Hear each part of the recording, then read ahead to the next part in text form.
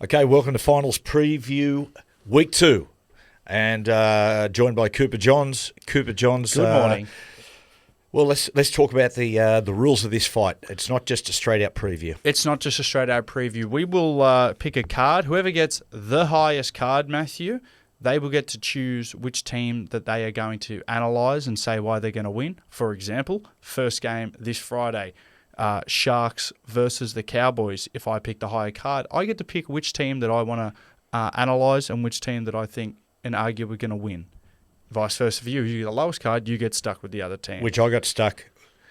I had the losing team, every single losing team, all 4 losing teams last week. You did. Because I picked the lower card, of course. And I every choice that I picked, I actually put a multi on with them, and they all won. Every single winner. I mean, it only ended up. You are saying this is the perfect means to have a punt too.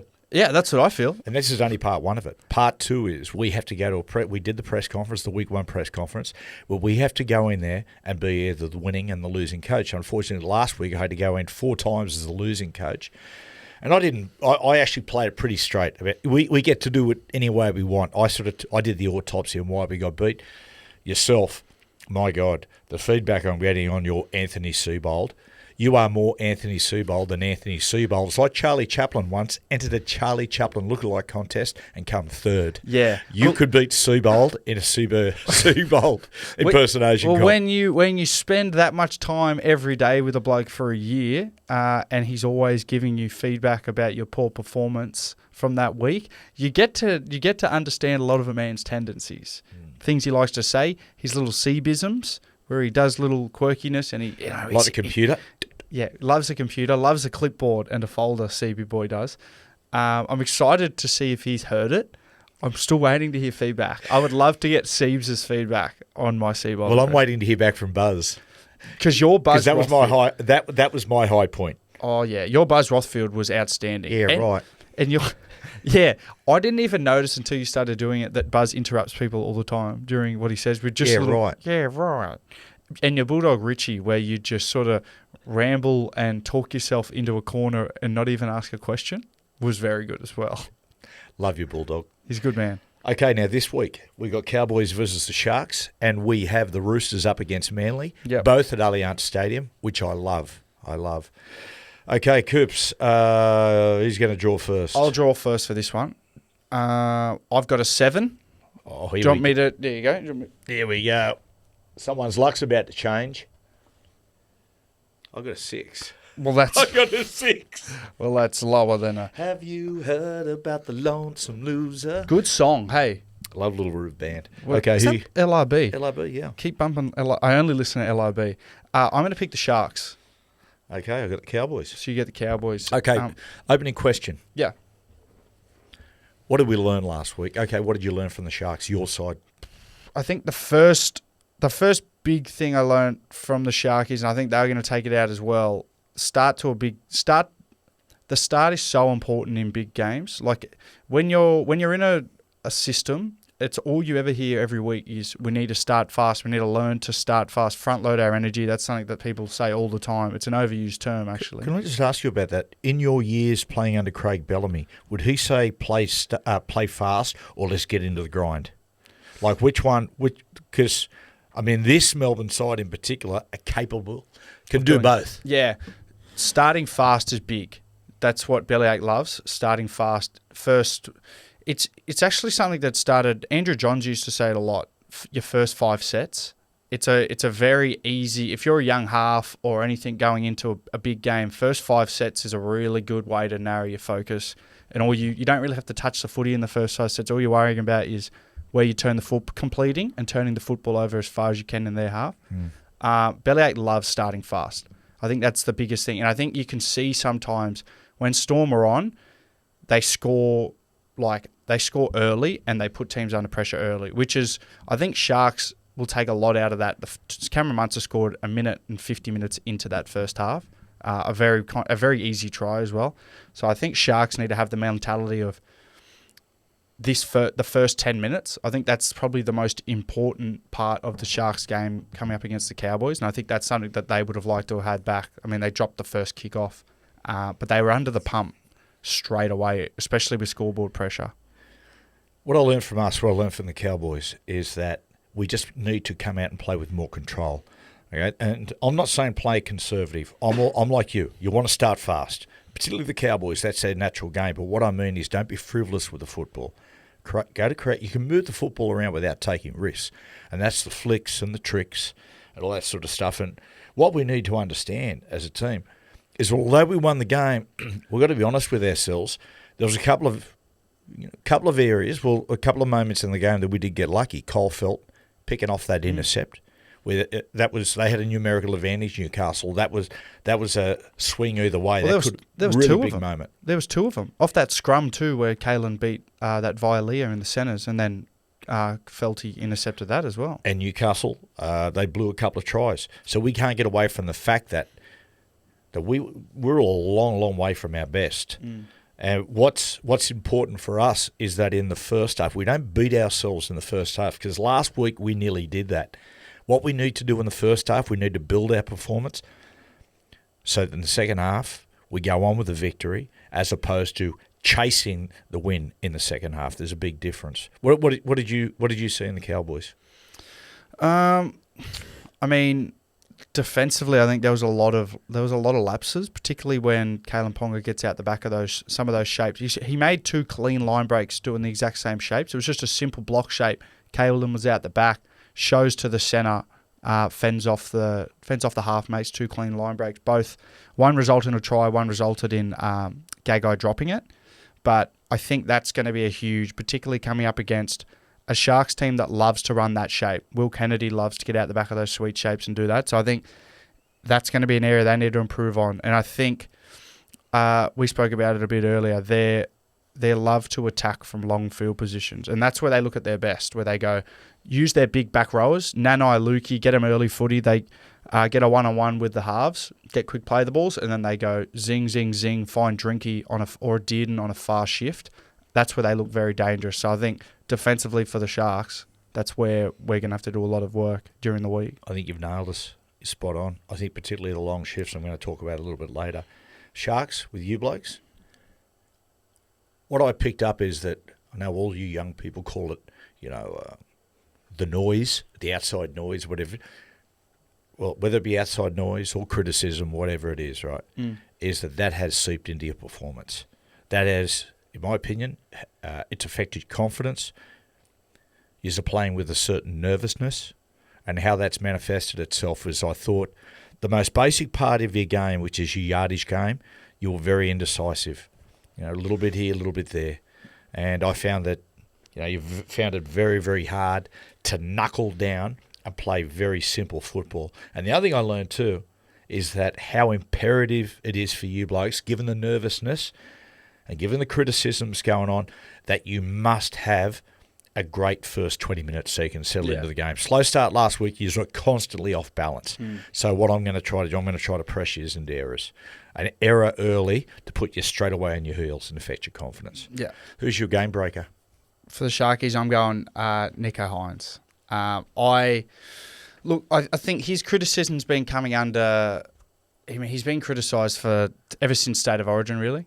I think people have been into him all year, and he come back from injury from that 8-week syndesmosis, and all reports come out of there where he was asked to kind of, because they were travelling all right when he was out, settle back into the system, take a bit more of a back seat, because the whole system since he's been at Sharks has all been built around Nicho. He always on the ball, does this, does that.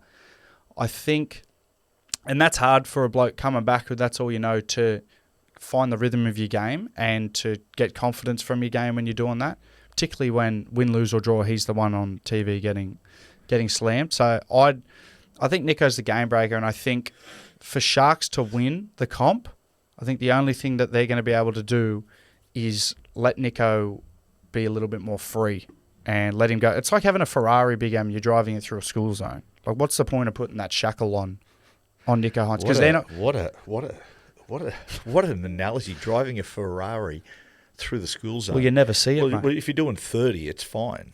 Yeah, but the 40, don't worry about that. But that's what I mean. You got to take him out to the country roads. You got to let him fly. And I think it's probably come the dynamic of him and Trindle. Trindle likes to get out the back of shapes a lot more. He's a runner, primarily. So he likes to get out the back of the shape. So Nico's kind of watching the game on the weekend. I was down there. He finds himself mainly just ball playing. Where I think they need what I liked about him and Moylan sometimes, Moylan was happy to get up and play out the back to Nico a fair bit, and it opens up Nico's running game. See, Craig Fitzgibbon is a terrific coach. He has empathy, knows the game, but also cares about his players. Now, there's two ways of looking for Nico at, right, I take a step back and give a bit of more control to Trindle. There's two ways of looking at that. One is you can view it as, oh, mate, they're trying to relinquish my role. Or the way he should be looking at it is that, okay, he's trying to free me up here. This is going to allow me to play more, which is my natural game of running the football. That's what Fitzy's trying to do. Fitzy's trying to let Nico, trying to simplify Nico's role to get him to run the football. My game breaker is, you got guys like Drink. He's an obvious one, as is Tommy Dearden. But it's my two big athletic back rows, Helam Lukey, who you see him now really, really coming on and starting to really fulfill his potential and the raps he's been getting, and Jeremiah and Nanai, easy for me to say, is close to the most talented big man in the game. But he's been quiet. The last month he's been a little bit quiet, and if we can get Nanai back to his best, then I think he and Lukey, we're going to be very, very hard. We're going to have a big attacking threat. Yeah. Helam Lukey, he's a tough man to tackle. It was his debut, actually, it was either his debut or one of his early ones. So hard to tackle, so athletic. And that was 3 or 4 years ago. He's only come on leaps and bounds since then. He's put on a heap of size too. Scotty Drinkwater, who's one of my key men. Yep. You played with Drinky a bit. Yep. Tell me about him. What does he have the huge self-confidence that he projects? Yeah. Drinky's the kind of bloke at training that would he'd go for the long pass probably 7 times, and he could throw it over the sideline 6 times, but he'd nail it once, and he'd continually do it. He'd just continually try it. And that's what you want from your big attacking players, to have, we spoke about it before, the old saying of playing without a conscience, where you can make an error and you can move on from it straight away and still go down that side of the field again 2 minutes later and try the exact same thing.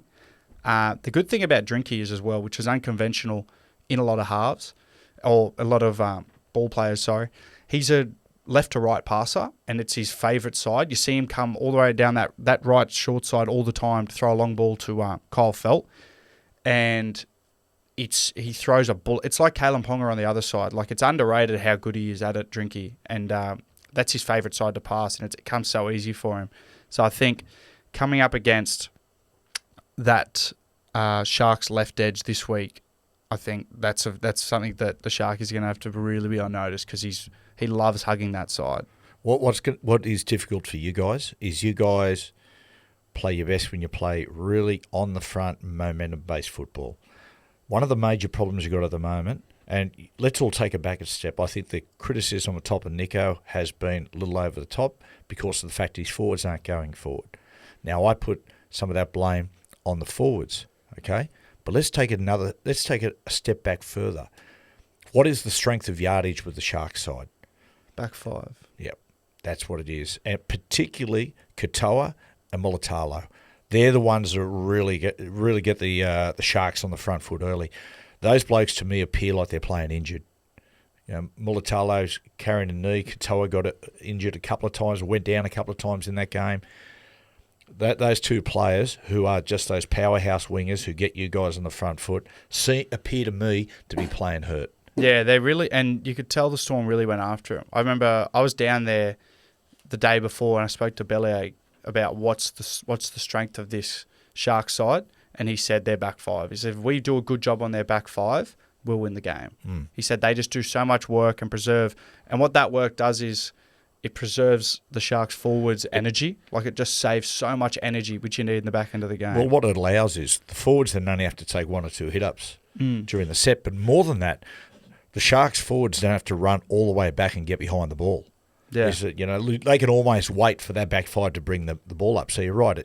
All that compounds and takes, when they're not getting forward, takes a lot more juice out of the tank. Yeah. How you gonna beat us? I think the writings. I think the big weakness I see in the Cowboys, if I'm attacking against the Cowboys, apart from, like we said before, they need to start faster Sharks, but they need to really put the Cowboys' right side under pressure. So bringing the Sharks' left side in. I think, like we spoke about before, Kalen Ponga tore that left side, their right side, to shreds a lot of times, but Kyle Felt was the last line of defence that actually saved it. 2 intercepts, which those 2 tries go over, which if you got the pass away, their Knights are into the semi-final week 2. So I think that's a side that's going to see a lot of attack this week. And I reckon if we see a lot more of Nico Hines out the back of shape, playing that traditional running and almost fullback-like-esque that he can play, which got him into the NRL originally, I think we'll see Sharkies put him under a lot of pressure. We play our best football.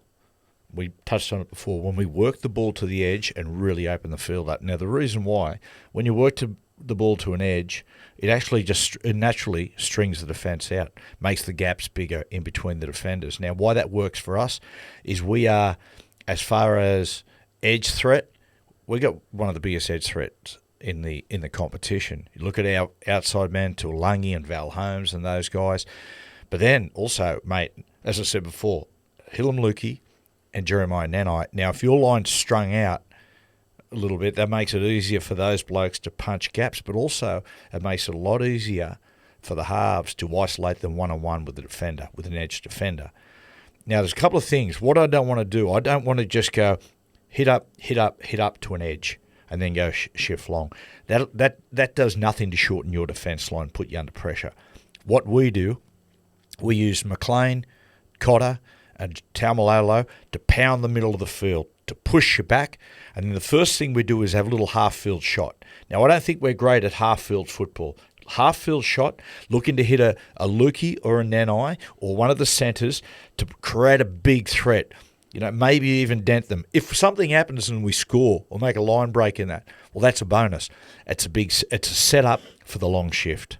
So it's half-field shot, quality shot to hit them on the edge. That places us on the edge, but also gathers bees to the honeypot, shortens the defence line, and then we zing the ball to the other side as quick as we can, which will see us either play straight through your defence line with Lukey and Nanai or play around you with Scotty Drinkwater on the sweep.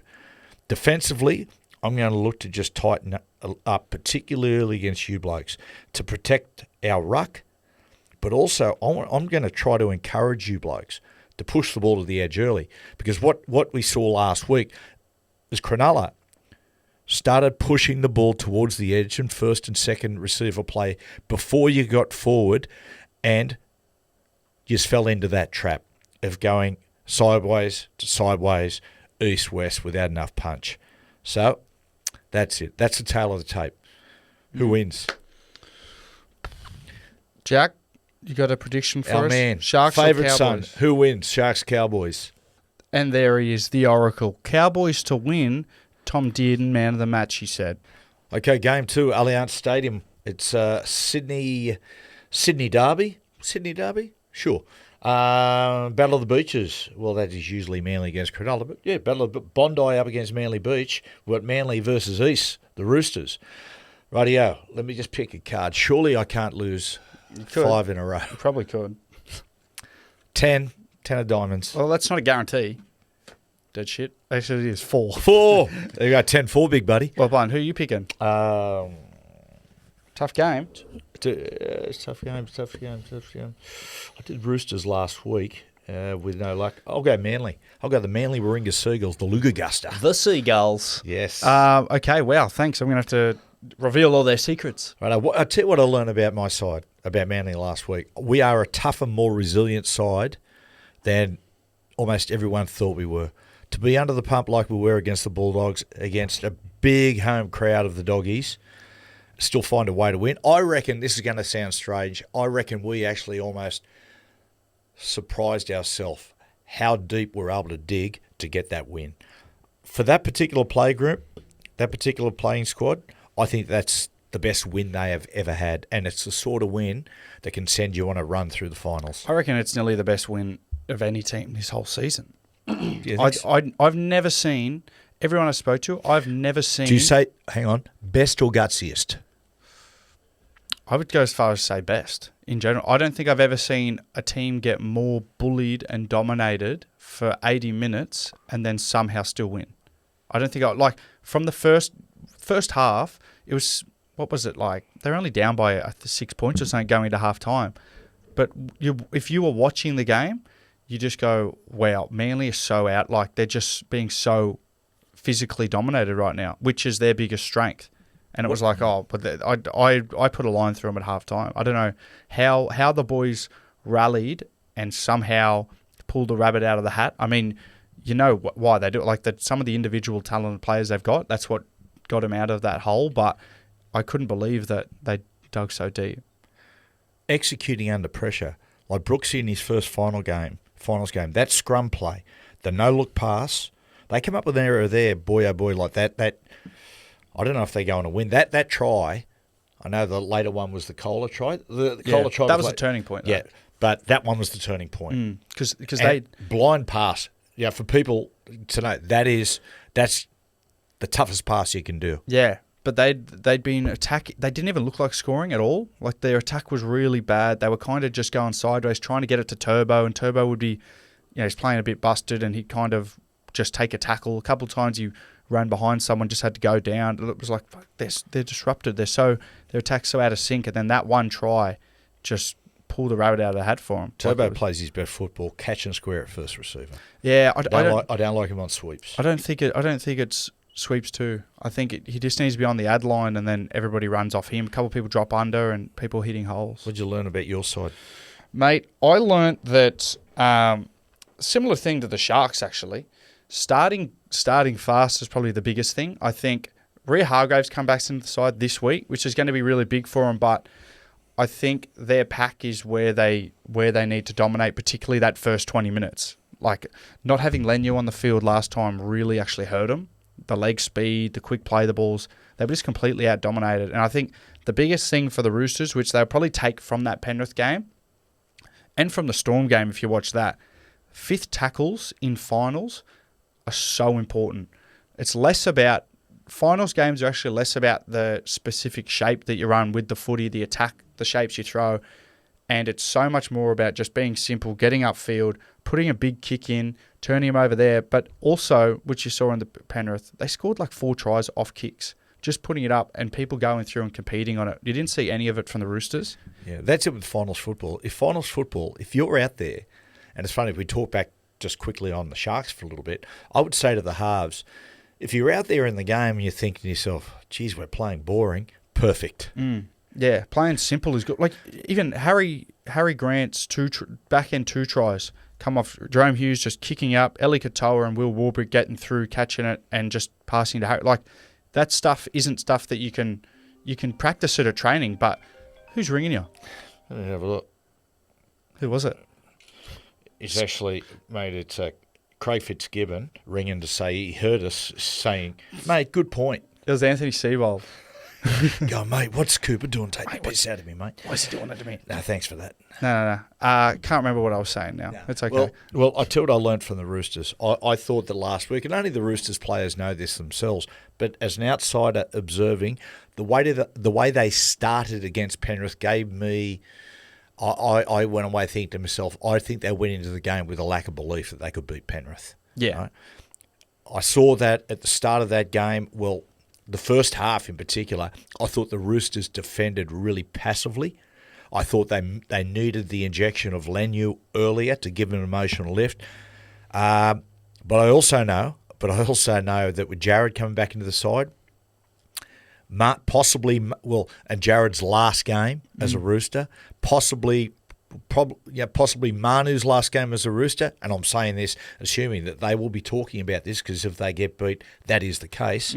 Manu's last game and Tupanua as well.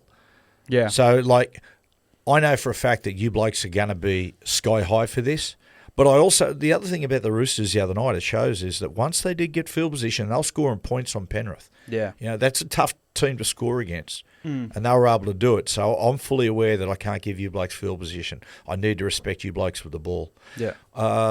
Who's your game breaker? There's a few in there. I think the biggest game breaker for the Roosters this week is going to be Angus Crichton.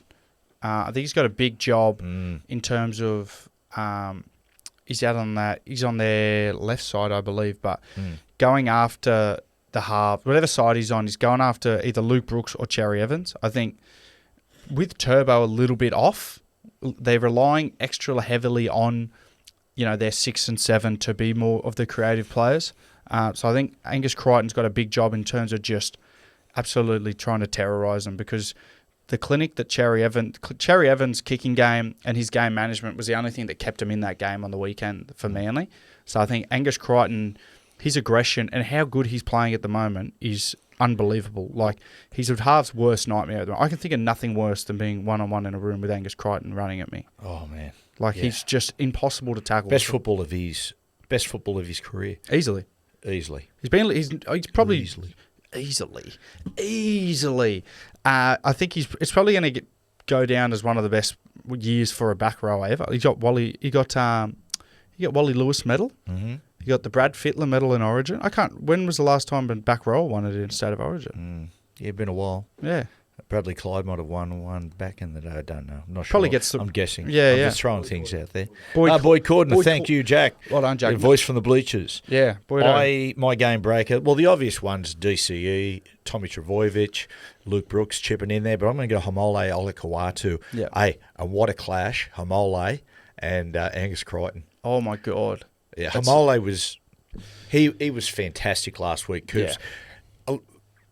In fact, I thought in the second half he was every bit as big a reason that they came back and won as DCE and Tom. I think he was there. DCE. Yeah, I think Hamole is their man of the match.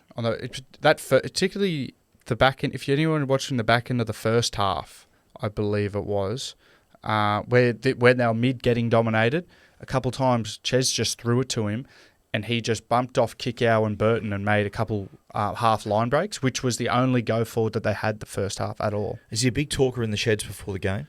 He actually is. He kind of does yarn a little bit. He just says a couple little things. He's more of a actions man, I suppose, than a speaker, but he does like coming up, slapping hands, and just giving a couple little things that he likes. He likes, it's no secret. He loves getting the ball early and just getting his fend and skip out. Likes cross plays. Loves the drop-off. Loves the drop-off play. And I don't think I've seen a better combination on the drop-off play than when Ches gets across field. He hides it really well, Cherry. It's a really hard skill to hide the drop-off. Like, act like you're playing to the outside, but then it happens really late. And Hamole and him do it really well. They deceive the defensive line really well. I've got a good technique on that, how to disguise it, right? Righto. For young playmakers out there, you catch the ball, and as you catch the ball, you dummy on the inside, like you're going to give an inside ball, like Bush. When I mean inside, not a drop off inside, as in directly on the inside. And what you do is when you look inside, the defenders look inside, and as you do that, almost simultaneously, you take off.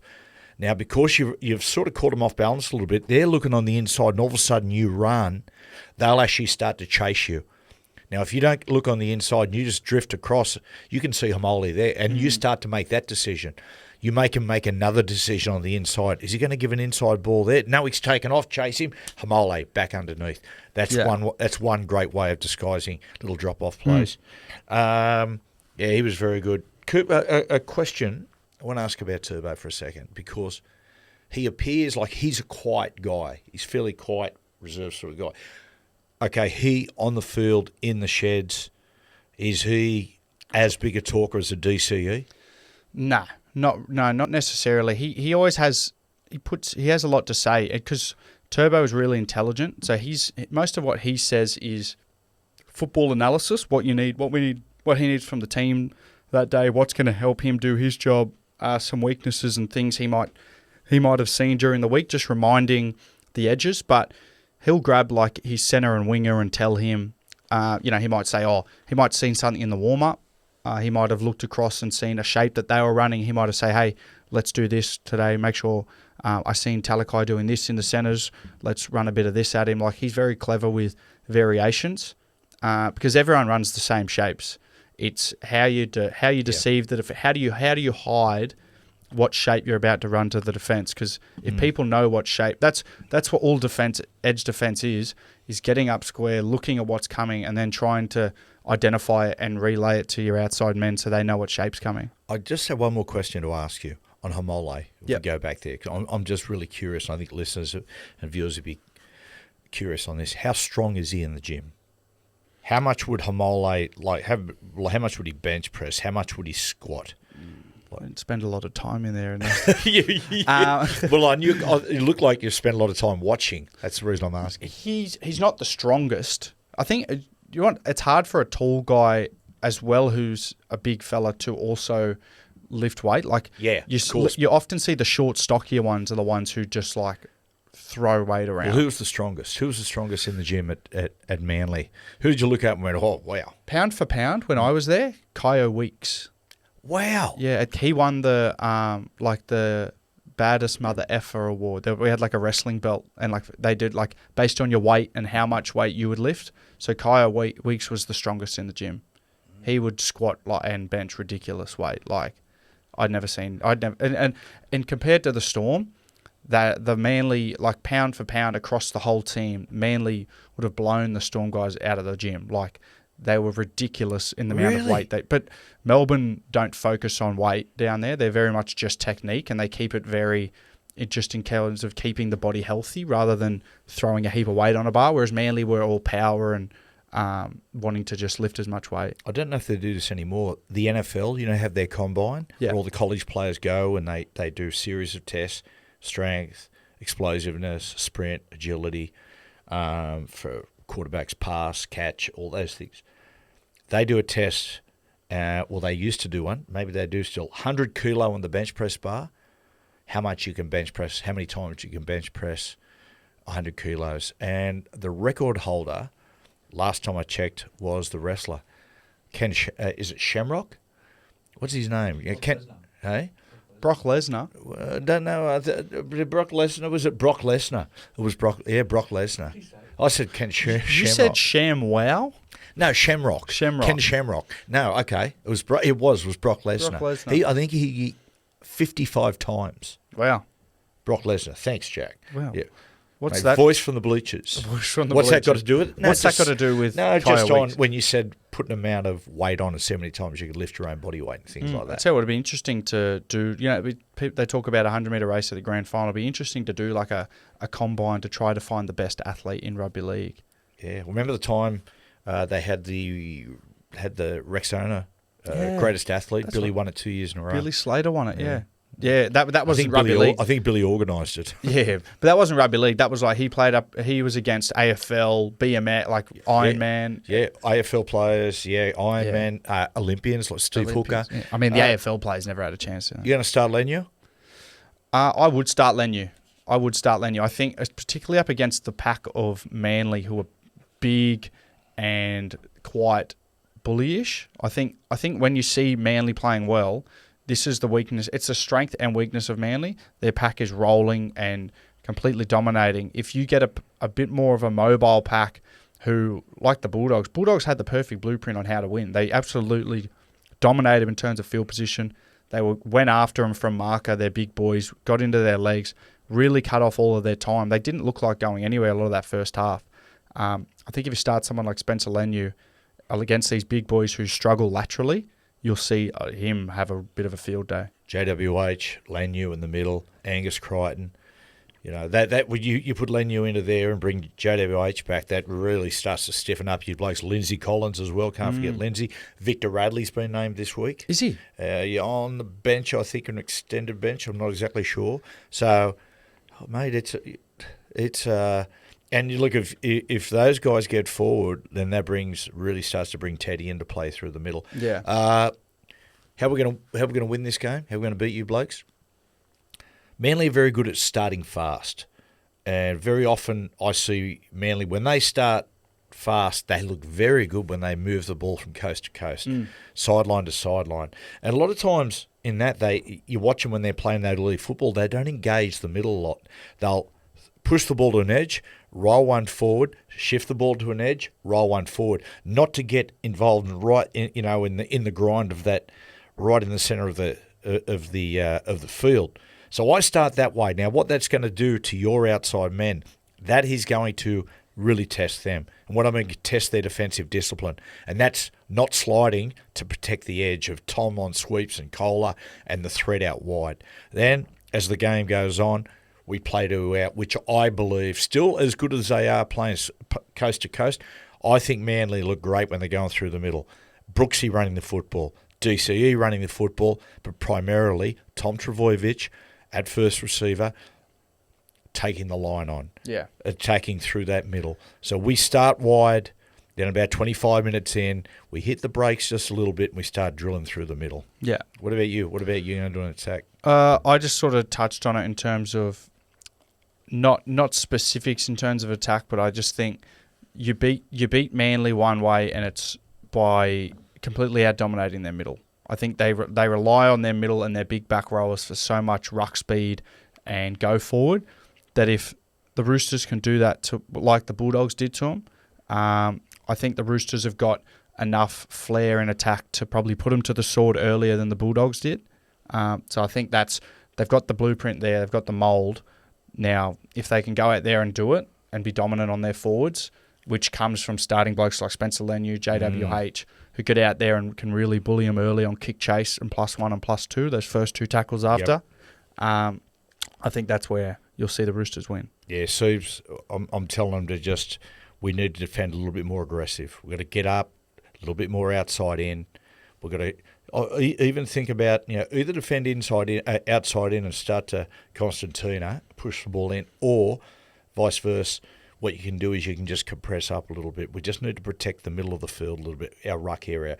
We've got a big pack of forwards that can be vulnerable to a bit of footwork, and that's when you'll see Teddy go through the middle. You get Manu that'll just start wandering in and start taking us on. So we need to just protect that middle a little bit. Manly are at their best when they think out, when they rely on their footy instincts as opposed to trying to stay in the defensive system all the time. Ches has a really good knack of jamming out the back of shape when he knows big ruckies are going to play out the back to their halves, and oftentimes he intercepts it and things like that. I reckon you'll see them doing a lot of that this week. I think the best ever Manly teams are ones that did that, where they would just kind of go outside of the system when they had educated guesses on what they think would come. Well, Steve Maddai, George Taufua used to come out and fly out of the line and really disrupt teams. That stuff can really affect teams' confidence. I love that when coaches do that. When coaches give license to wingers to make their own decisions, it drives me crazy watching games when wingers and centres just jam for the sake of it. Yeah. Because what that does against Cody Walkers and they're really good playmakers, they make their decision off tape. They'll look and go, mate, these blokes are just jamming blindly. I'll preempt and just throw the ball over the top. Well, that's what a lot of defensive coaches can fall into that trap where they have a checklist for people listening if they haven't been in a system where if you're defending on your own try line, sometimes they'll say, righto, if you're on the try line and the play the ball's inside the 10 metre and they run this shape where they run a block inside the centre, winger you jam and everyone else cover. And they will preempt that and they'll give that to the winger and say, anytime this shape comes inside the 10 metre, you jam and your centre and halfback will cover to the corner to try to stop the winger scoring in the corner. The more experienced ones will there's a time to stay in the system, a time to break it. It's like the old saying in life, There's a time to follow the rules, and there's other occasions you've got to break the rules.